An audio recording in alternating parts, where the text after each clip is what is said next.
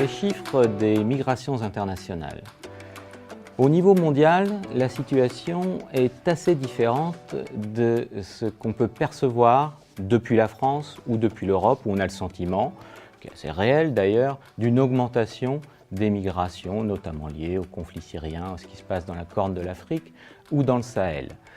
À l'échelle mondiale, depuis 2010, certes, les proportions de migrants internationaux, on parle donc de personnes qui vivent dans un pays autre que celui dans lequel ils sont nés, ont augmenté de 0,4%, c'est-à-dire qu'aujourd'hui, 3,4% de la population mondiale est en situation de migration, contre 3% il y a encore quelques années. On parle de 260 millions de personnes à l'échelle de la planète, ce qui n'est pas énorme. Ceci remet en cause certains fantasmes sur des migrations complètement mondialisées et des flux incontrôlés ou incontrôlables.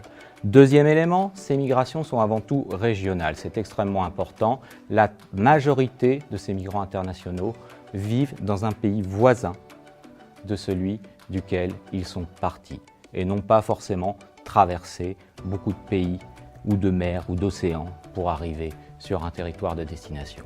Enfin, le profil type du migrant a changé. Il faut se détacher de l'image de l'homme seul et pauvre en situation de migration.